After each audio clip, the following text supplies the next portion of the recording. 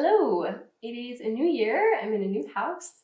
I hope the new year has been treating you all right.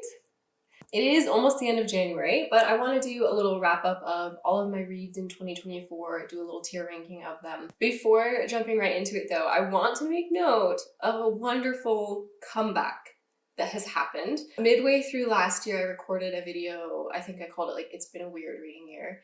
And at that point I had read, I think 11 books out of a 52 book goal, and I was halfway through the year. So it's just talking through why it had been such a low reading year for me, a variety of reasons. And I said this: I'm not going to change my reading goal yet. I am stubbornly optimistic. Am I gonna make it to 52 books? What is that? I have 41 more books to read on the second half of the year. So I have to read more in the second half of this year than I read in the entirety of last year. Realistically, is that going to happen? Probably not. But I don't know. There's just something, there's something that feels like giving up, but also kind of like cheating about changing it. I'm trying to pretend I was shooting for lower than I was, rather than displaying my hubris for all to see. Anyways. Now, I just want to note that I read 51 books this year. So I'm gonna put my little storygraph reading chart up because the end of the year was, I was reading a lot.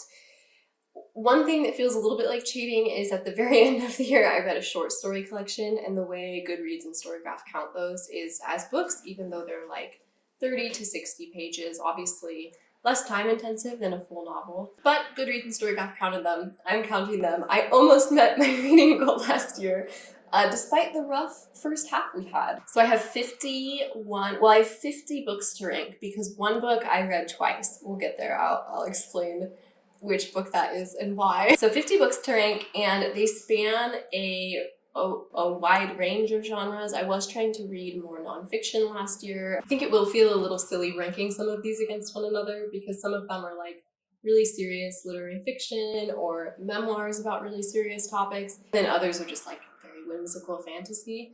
But it's just about my experience reading these books and how I felt after finishing them. So the tiers I have are at the top. Tears, spelled T-E-A-R-S. I'm an easy crier. And usually for me, if I shed a little tear or even tear up while reading a book, that's because it's really going to stick with me. There's something in it that was really poignant and impactful. I'm also going to probably include some books at this top tier that are metaphorical tears. The joy of finding a book that's actually good does make me want to cry. So tears, literal and metaphorical. Right under that is The Girlies Who Get It. I Am the Girlies. These are books that I liked, obviously. They don't hit that top tier. They're not my favorites of the year, but I did enjoy them. I got what they were doing, and I had a good time. Under that is The Girlies Who Get It. I am not the girlies. I can see what the author was doing. I can see why people like the book, but for whatever reason, it just didn't work for me. And so it's more a me problem than the book's problem. Under that is the book's problem, though. That's undercooked, which means there's a kernel of potential there, right? But the book really needed to be reworked, developed more, edited more. There's some concepts that weren't fully fleshed out, or characters that weren't fully fleshed out, etc. And then finally at the bottom is just no, my least favorite reads of the year. I think the middle two tiers, I think the girlies tiers are going to be the most full because most of my reads are just kind of fine. I either have a good enough time, but it's not a new favorite, or it's just kind of mediocre and I'm glad I finished the book, but it didn't really impact me that much. So I'm thinking those are going to be the most full.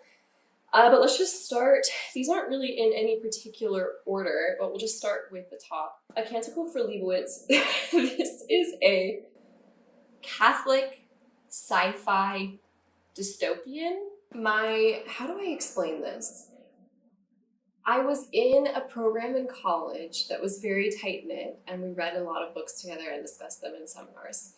And we're still pretty close. We have a group chat. And last year we had a reunion. Oh, this is when I got my concussion. It was while traveling in an airport bathroom, actually. But this group of friends decided to have a reunion, and for old time's sake, we decided to read something together and discuss it seminar style. So we read this book to discuss it, and I'm gonna put it in The Girlies Who Get It. I Am Not the Girlies, because I there's parts of this that I really like. I just think it's like, I don't know, we had a discussion. So the book is broken up into thirds, and it's basically like post-nuclear apocalypse. What does the remnants of life on human Earth look like? And so you follow this, like the first section is about a monk in a monastery, and he discovers, what does he discover?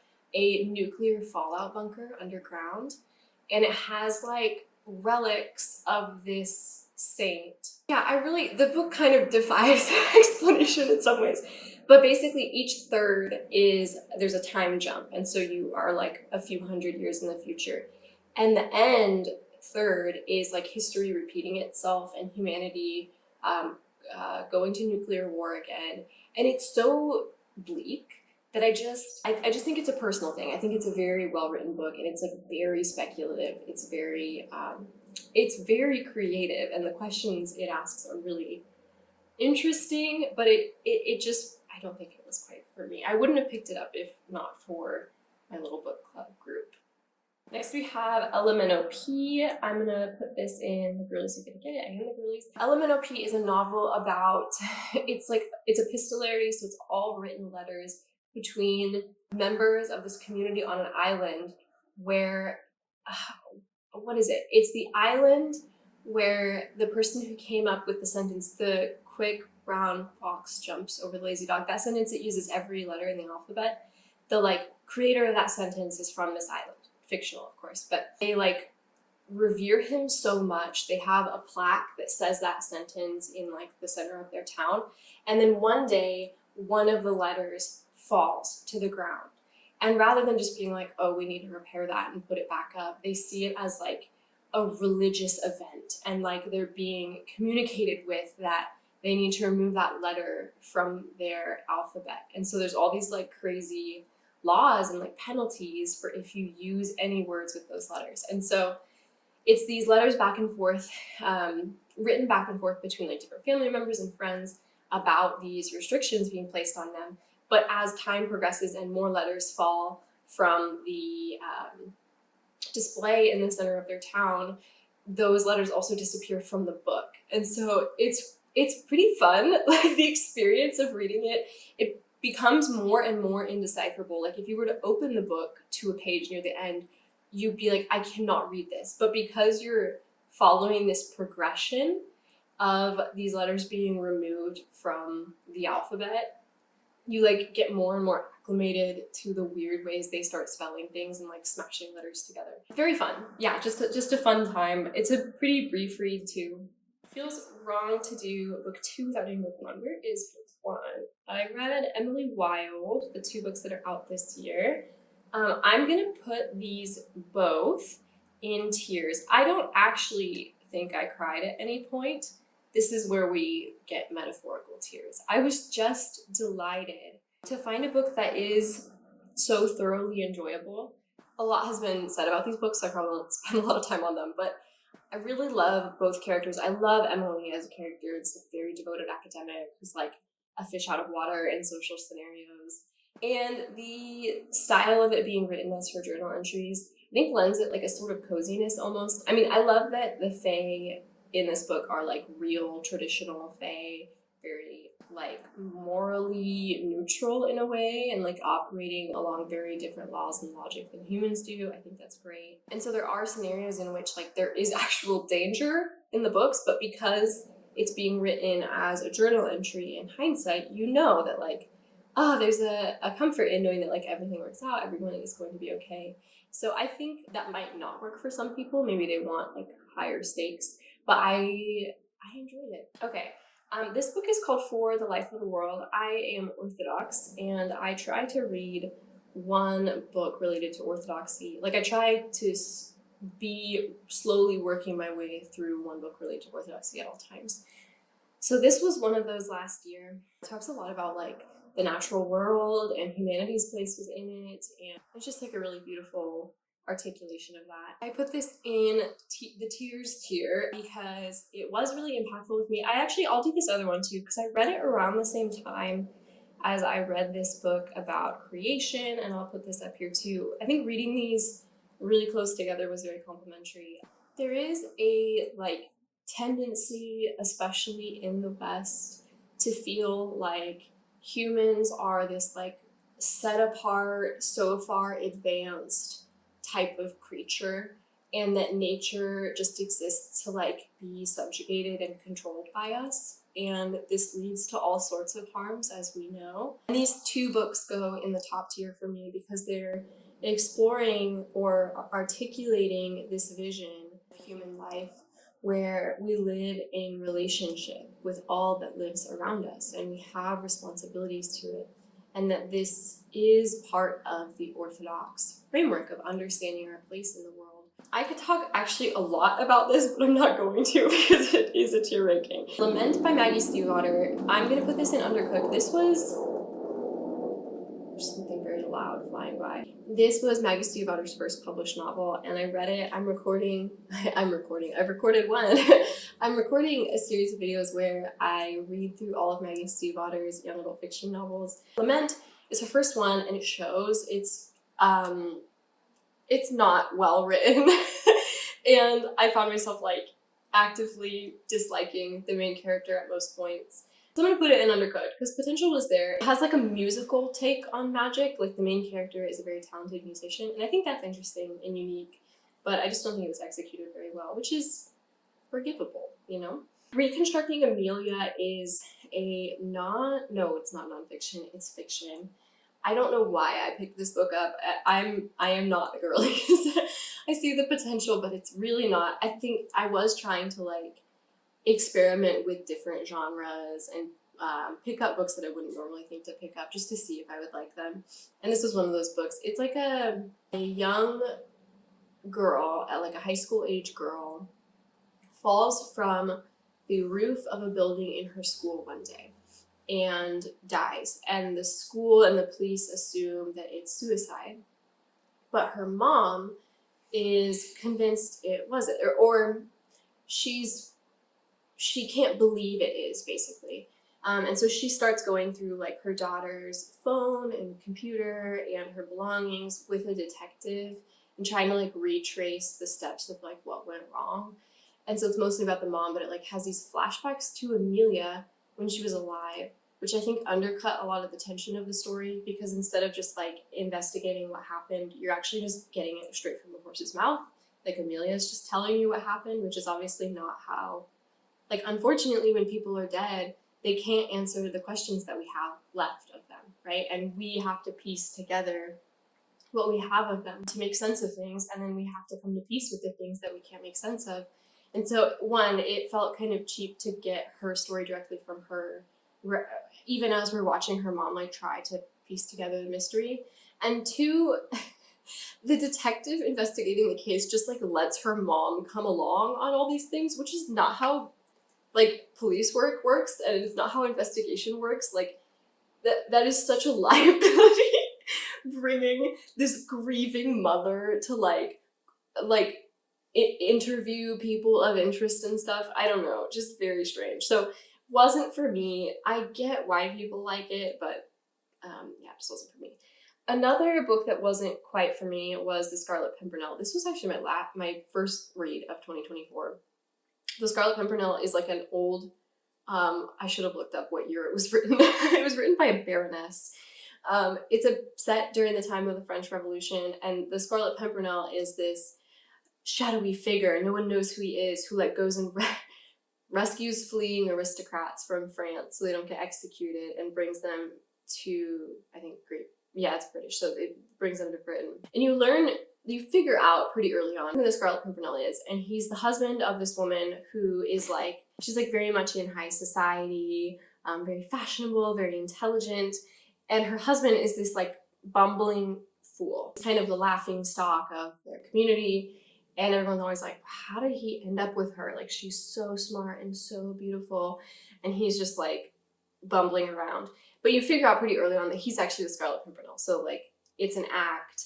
And there's this whole dynamic where like, she's trying to figure out who the Scarlet Pimpernel is. And he's, being silly, trying to hide it from her. And there's this like, they're in like, their marriage is very strained. Like they fell in love so quickly and passionately. And like the connection was very genuine. But now that they're married, there's this distance, but there's yearning. And like, I really liked all of that. Once she figures out that he is the Scarlet Pimpernel, that fun part goes away.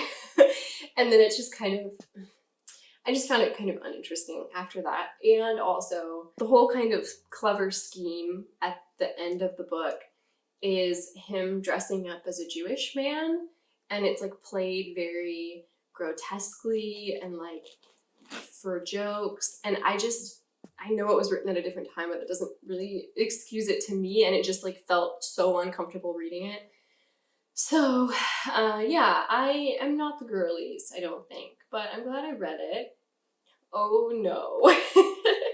This is Stolen Tongues. It goes right into no. I filmed a very long video about this book. The long and short of it is the author writes horror story based on vaguely Native American concepts, does so poorly and in a way that perpetuates unhelpful tropes and stereotypes, and also brutally murders Native characters, and they're the only characters that get brutally murdered. And then caps off the book with an author's note where he teaches his readers about how to write Native representation in fiction. Or I guess he wasn't trying to teach his readers, I don't want to be unfair. He was trying to articulate why he chose to write Native characters. But it's so bizarre after reading the book, and then you read that author's note and it's like, huh? I don't know how to explain the experience, but I did talk about it for a couple hours, so you can watch that if you want. The Coldest Girl in Coldtown is going to go in my top tier. This was a surprise for me. The Coldest Girl in Coldtown is like an older novel. Like I think it was published when I was a teen, but I never read it.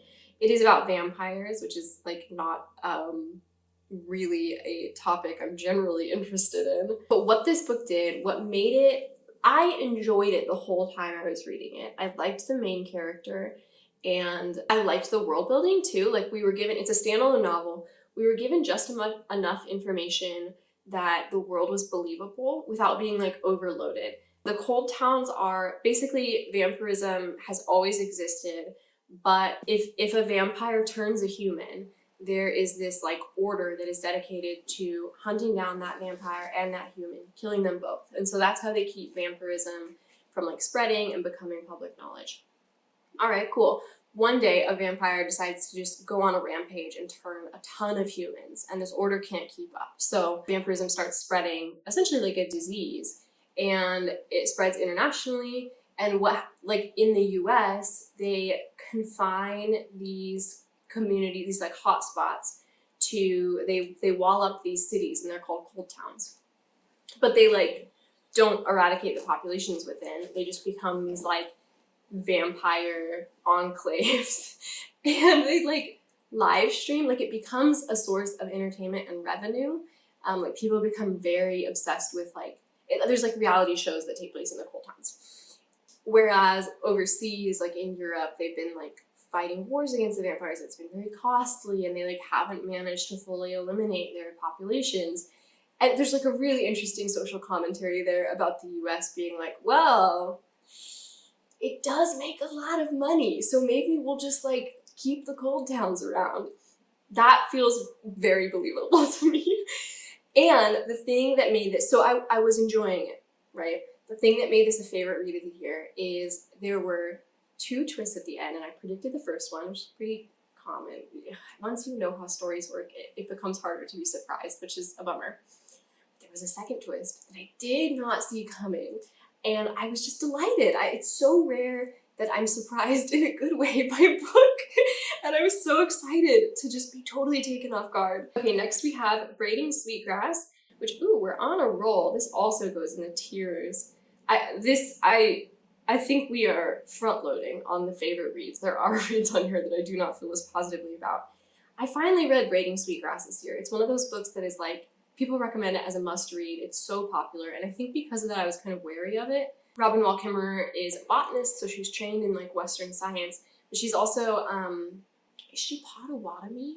Yeah, she's Potawatomi. She talks a lot about indigenous ways of knowing and understanding the natural world, and how that intersects with her experience in Western science, places that it diverges. Just such a series of beautiful reflections. I mean, the subtitle of the book is The Wisdom of Plants, and it really is what it is about. She has this like warm and gentle and very wise narrative voice as she like explains what we can learn, like the lessons we can learn from our non-human relatives. I just loved it. I listened to this as an audiobook and she reads it herself, and I highly recommend. I mean, you can't go wrong reading it physically too, but hearing her words and her voice is really special. All right, next we have A Wrinkle in Time. I did not read these as a child. I didn't even really know they existed, but they're so beloved by so many. I am the girlies. I understand why this book is loved by so many. It was very comforting reading it. There's just like a wholesomeness to it. I'll do the other books now as well. So the other two, where are they? A Wind in the Door. Unfortunately, these both go in the I'm not the girlies category. And A Swiftly Tilting Planet. These just didn't capture that same feeling for me, unfortunately. I don't have much to say. I just didn't really enjoy them that much. Okay, Forest of a Thousand Lanterns. I'll do Kingdom of the Blazing Phoenix. I'll do them together. So Forest of a Thousand Lanterns, and then Kingdom of the Blazing Phoenix is the second. Maybe controversial. I thought about filming a video on these books. I don't think I do because it's been long enough and I don't want to reread them. But these are a Evil Queen and Snow White retelling. So the first book is following the evil queen becoming the evil queen, and then the second book is Snow White conquering the evil queen. But they're set in like an East Asian inspired fantasy world, which I did really enjoy. The reason they get slightly different rankings is because it partially has to do with audience response, which I know isn't totally fair. These books have this very strange phenomenon where people love the first one and hate the second. And it's because the first one is like this woman's descent into evil. I think people have like a very like, I support women's wrongs attitude towards it. But then people hate the second book because it's following this protagonist who is flawed and weak, but is also like very kind, very compassionate, very loving. And I think it was weird to see people hating that because like it is ultimately a story about love and courage conquering evil, and in some ways it's also an part. Yeah, okay, sorry, let me gather my thoughts here. Because in Forest of a Thousand Lanterns, it's not just this woman like taking power for herself and saying like the world has treated me poorly and I want better and I'm not going to apologize for it. That's not what we're talking about. We're talking about she is being manipulated by like an evil spiritual being, and he is masculine. And so it's a story of like a vulnerable young woman who wants better for herself in the world being manipulated and exploited by a man. I mean, he's like a god basically. And it like ruins her, right? Like you're watching her descend and it's tragic. It's supposed to be tragic. It's not girl boss. And the second book is this young woman choosing to, like, she's naturally a homebody and a coward. She does not want to be the queen, but she is the only heir. But she sees the way her people are suffering. And she's like, someone has to do something about my stepmother. And I don't know who's going to do it. I don't know. I really liked the second book, and I really liked what the author was doing overall. So maybe it's not fair to put... No, I'm going to keep Forest of a Thousand Lanterns where it is. This is the first of the short story collection I read. I've seen these all over the place. They're the Into Darkness series of short stories put together by Amazon. They're on Kindle Unlimited. I got a Kindle for Christmas, which is very exciting. It's like a Kindle Paperwhite. So I have Kindle Unlimited now. I'll do this whole short story collection all in one go. I think that makes the most sense. So actually, I'm going to start with The Six Deaths of the Saint. People have been talking about this all over. People love this. I love this. Beautiful short story. There is so much being done in a very limited number of words. I don't even really want to say anything about it, but read it. If you haven't had the chance to, do read it. It's very well done. On the other end of the spectrum, The Garden was a no for me. This short story is about like a woman journeying into the forests of Brazil to look, I think it's Brazil, to look for her lost mother. Meandering and aimless, and there's these like snippets of poetry that I'm not a poetry expert, but they didn't feel like good poetry to me. It felt, I think my Goodreads review was like, it feels like a like faux profound Tumblr poet circa 2014 or something. And I've seen people review this short story and say like, well, it's like very metaphorical, right? You've got to think about like on a high level, this journey isn't really a physical journey. It represents this emotional journey that the character's on. I'm like, yeah, I know how stories work. I just don't think it was well done, even if that's the metaphor, right? The candles are burning. I'm gonna put in undercooked because it was undercooked. The way it ends is, I won't say anything about it because it's a short story. Why would I spoil a short story? Very rushed and random, and I like didn't actually understand what was going on. I had to reread the kind of climactic moment a few times to try to wrap my head around what was happening. I just think it was poorly executed. Undercover by Tamsin Muir. I'm gonna put it in the girlies who didn't get it. I am the girlies. I will get to Gideon the night later, but I started reading Tamsin Muir this year. I don't really want to say like anything about it because I don't want to spoil anything. Like even the basic premise is a slight spoiler. I will just say it's good. There's a moving city and like a mob boss and a ballerina zombie. I think she's a ghoul, actually, but it's a good time. Okay.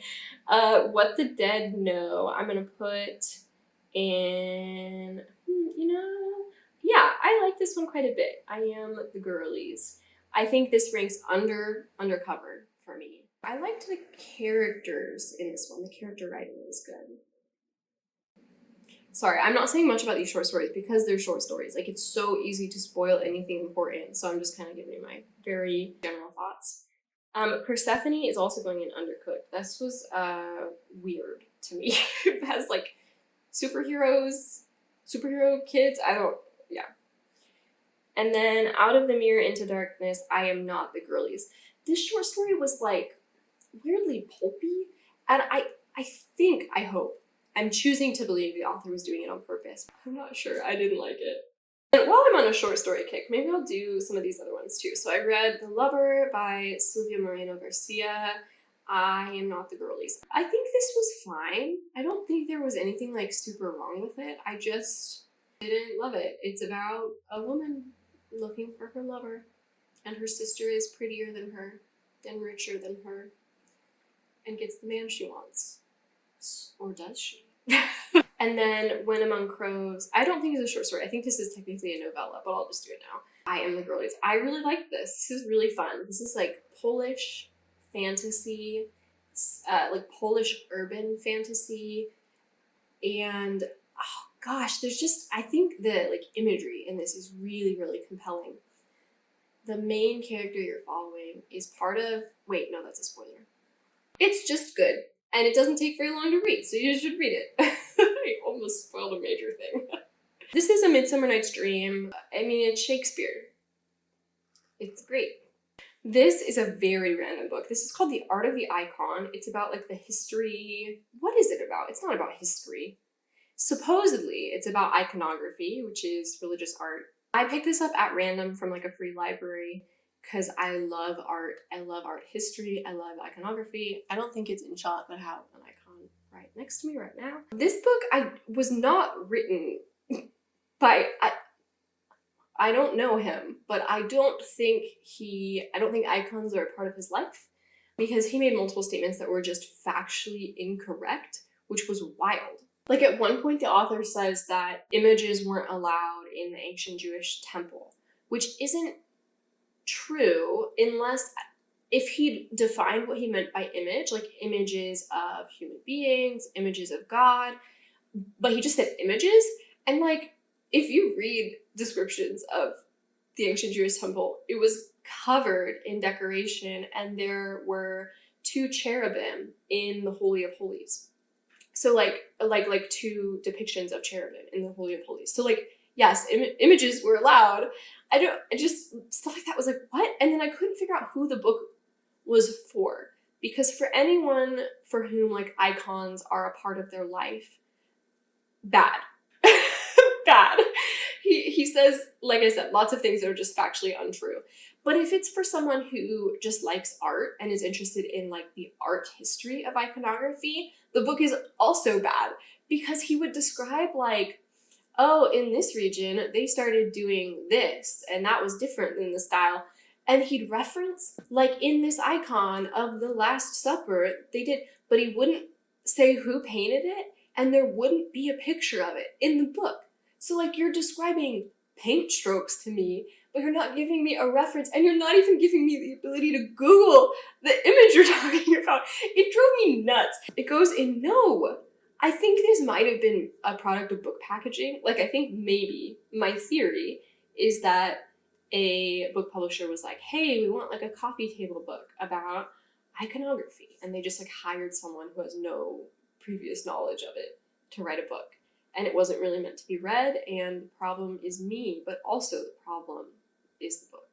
Okay, The Undocumented Americans is a nonfiction. Feels weird to put, this is what I mean, it feels weird to put this in like a meme tier. Like, I'm the girlies, I get it. That just means I like this book. It's pretty self-explanatory in a way. It's the author sharing the stories of undocumented Americans, undocumented immigrants to America, and their lives and the struggles that they face, and humanizing them. Okay, Liliana's Invincible Summer is another nonfiction. This is about a sister searching for answers and for justice for the murder of her sister. It takes place in Mexico. Like I said, it's nonfiction. It talks a lot about violence against women and like the warning signs of abuse. And I'm putting this in tears. This is a really, really wonderful book. And I did actually cry. Not an easy or light read, but very, very good. All right, this is a collection of short stories and prose poems by, I always say Solzhenitsyn. I'm sure that's not the proper Russian pronunciation, so I apologize. I love Russian literature, and this author, I read One Day in the Life of Ivan Denisovich, which follows a man in a gulag, and it's like one day in his life. It's so visceral. You like really feel the cold and the hunger. And it's based on his own life experience because he was put in a gulag, and like when he started writing about it, the One Day in the Life of Ivan Denisovich is fictionalized, but it's based on his real life experience. He had to flee Russia. This was great. Yeah, it's a series of short stories and prose poems, and was really good. I'd love to read more of his work, and just more Russian literature in general. I read my first Emily Henry novel this year, People We Meet on Vacation, and I liked it. I had a good time. I'm not really a romance reader, but I've heard a lot of buzz about Emily Henry from people I actually trust their book opinions. And yeah, I think I just liked the characters a lot. I read My Lady Jane. Obviously the TV show came out this year, which I started watching and didn't finish. Not because I didn't like it, I just have a bad habit of doing that with TV shows. But I'd also heard from a friend that the book was, like, the friend that told me this said that the book was better than the show. I think they're just very different. I think that friend was disappointed that the show wasn't more faithful to the book, because the book has this very like kind of innocent energy to it, and the show does not. But yeah, it's like an alternate history set during the time of the reign of King Edward, the boy king, right? He was before Queen Mary and Queen Elizabeth. Yeah, set during his reign. It follows his cousin Jane, who marries a man who turns into a horse regularly. And so it's very fun. I'm going to put it in I Am the Girlies. I liked it. It wasn't like my favorite. It dragged. It is a long book, and I felt like it didn't need to be as long as it was. Okay, I'll do both of these at the same time as well. Tithe by Holly Black. I enjoyed. I had a good time. Valiant. I Am Not the Girlies. These early books of Holly Black's in her kind of world of fairy are a lot grittier. Like if you've only read The Folk of the Air, these are like set in more urban environments, and they're very like grungy teen. Tithe follows Kay, who is a character who like makes an appearance in The Folk of the Air, as she discovers she's a changeling. She thinks she's a human, she's not a human. That's not a spoiler, that's literally the premise of the book. There's a moment in this book that made me laugh out loud, which is great. It doesn't happen very often. Valiant, the setup of this trilogy is very strange to me because Valiant is set in an entirely different place with entirely different characters. And from what I've heard, the third book, Ironside, brings them all back together and it becomes more cohesive, but it feels very jarring to be like, you just kind of warmed up to the characters in the story in Tithe, and then suddenly you're totally shifting. I did really like Ravis, is that his name? Ravis, the like troll character in Valiant. I really liked him, but I did not like the overall story. I get grossed out, and a lot of the story is them like living in a subway tunnel, not showering, peeing in a bucket, barely eating. I kept thinking like, it's been weeks since this girl has brushed her teeth. I think it just wasn't for me. I think she told the story she wanted to tell. Like, she was trying to make it that way. She wasn't trying to pretend that it wasn't gross. But I didn't want to be there. I read I'm Glad My Mom Died. Put it in. Again, it feels weird. I Am the Girlie is a meme. But I really liked this. It's heartbreaking to read about the abuse that Jenna McCurdy suffered. And I'm really proud of her for sharing her story. This is another Orthodox read of mine. This is about Father Herman. I'm trying to learn more about Alaska because the history is very different there. The traders came first, and they were very exploitative and very abusive of the indigenous populations there. And then some men came over from the church and like became like oppositions to the traders. Traders, not traitors. And because of that, they are beloved to this day by these indigenous communities that they ministered to. And I think it is refreshing to read a place where things happened differently, where the indigenous peoples were treated like humans and their cultures were valued and their languages were valued and their ways of living were valued. This is another Orthodox read called On the Steadfastness of the Orthodox Church. I'm putting this here because I don't remember it. I read it in one day. It's very short, and I don't remember anything in it, which I feel bad about, but that is the truth. Ring Shout. Ring Shout is quite popular. I've seen a lot of people reading this, but this is about killing the KKK. The KKK in this story are like actual monsters. But it talks about like the film The Birth of a Nation, which is like white supremacy propaganda. I think it's been a while since I read this, but I think that film's first showing is when like the first monsters started to appear. So there is obviously like a meta narrative happening that's really interesting about American history. But yeah, no, a really good read. Then I read The Serviceberry, also by Robin Wall Kimmerer. This goes in tears as well. I just love her. I got this audiobook the day it released without even reading the blurb. She's one of those authors for me that I'll just read anything she publishes. I've got to read. She has a book called The Gathering of Moss that I really want to read. The Serviceberry contains a lot of economic reflections on how can we learn to rethink our human economies based on lessons we can learn from nature. Really beautiful. Writing like makes me feel everything, but it makes me feel hope, which I think if you feel despair about the climate specifically, you should read Robin Wall Kimmerer because she doesn't sugarcoat the challenges we face and harms we've caused, but she's very hopeful. And this is, I think, this is the last Orthodox read on here. It's called On Marriage and Family Life by St. John Chrysostom.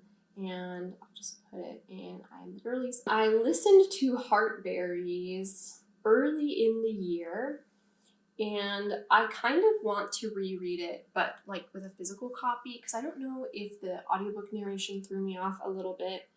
I think it did. Like the intonation and the delivery was a little difficult for me, but I just didn't really like it, which it feels weird to say about like someone's autobiographical reflections on their lives, but it felt very fragmented to me. But like I said, I would like to go reread it physically because I think it would be a very different reading experience if I hadn't listened to it.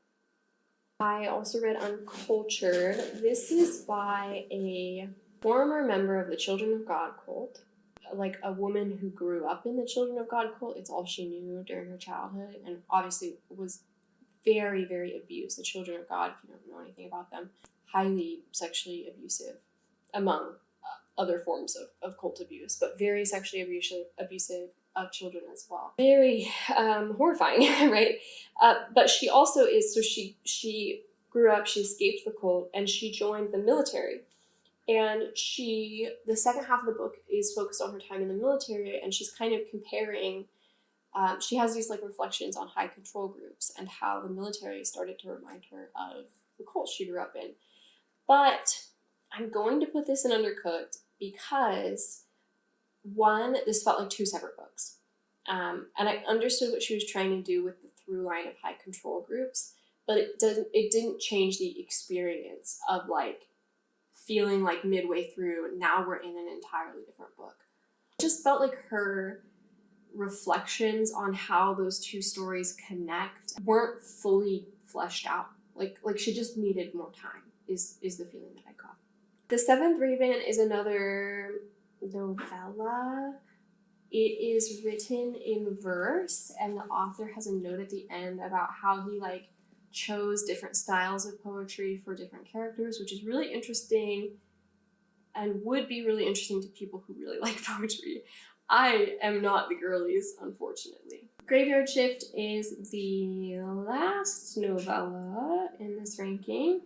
This is about a bunch of people with insomnia and diseased rats. This is another I am not the girlies. I really liked the character writing in this, but I didn't really care about the plot, or it's kind of a mystery, and it's always fun to like watch characters follow threads and try to solve the mystery. But I just like the overall story being told. I didn't really care that much about.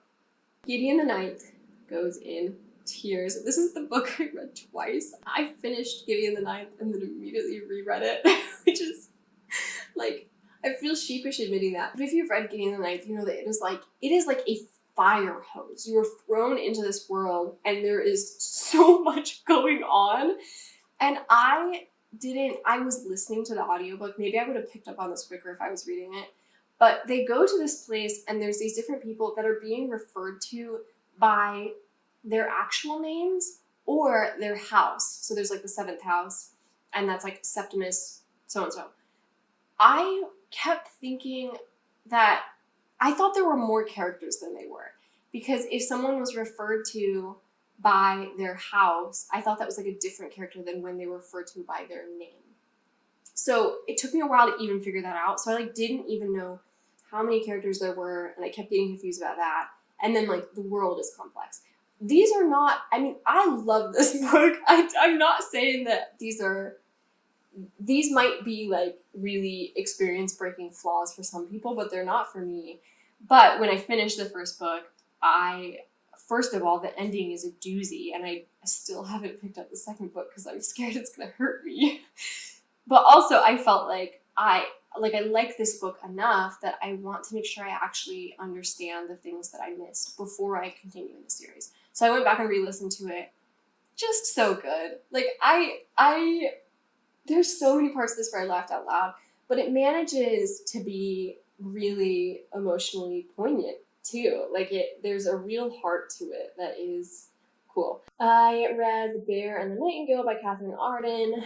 I liked this very winter folky fantasy.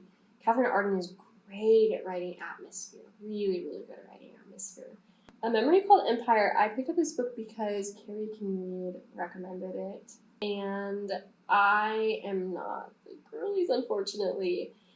I liked parts of this. It's sci-fi. I don't know how to explain it, actually. There's a lot going on. I like the ideas in it. She's writing about empire and colonialism and like what it looks like to be like navigating like you are a small power in the face of her community, sorry, is this like small power in the face of this massive, powerful, militarized empire. And like, how can she navigate that in a way that protects her people? I don't know. There's like interesting things happening, but it just didn't do a lot for me. I think I will read the second book because I think it's a duology. Hope it's not a longer series. I'd like to know what happens, but I'm not that invested. All right, this one, we're almost done. This one is Front Desk. This is a children's book, and I read it for Reads with Rachel is doing a banned book club, and so they're reading books that have been challenged in school districts for various reasons, and like reading them to figure out why they were challenged. And this book, I cannot imagine not wanting my child to read it. I really liked it. It's really sweet and like full of such heart. The main character feels like actually like a child, but she also has enough like agency and respect in how she's written that the story itself is compelling. This is about, so her parents and her are immigrants from China, and they become managers of a motel. And it talks a lot, like they have this kind of network of friends who are also immigrants, and it talks about like their challenges, but also like the communities that they build. And it just has such heart. And like I said, yeah, like I can't imagine my child, like I don't have a child, but I can't imagine not wanting my child to read this book. Like I would love children to read this book. Book challenges. That's a whole other topic. And then Killers of the Flower Moon is the last book on here. These are so out of chronological order. I read this early in 2024, and it is great. I still haven't watched the movie. I wanted to read the book before I watched the movie, and then I read the book and didn't watch the movie. It is a great kind of journalistic account of murders on the Osage Reservation during kind of an oil rush. It's very popular now, so I feel like people are generally familiar with what it's talking about, but it is a nonfiction book. It's good. That's not a profound thing to say. It's like very critically acclaimed, but it's good.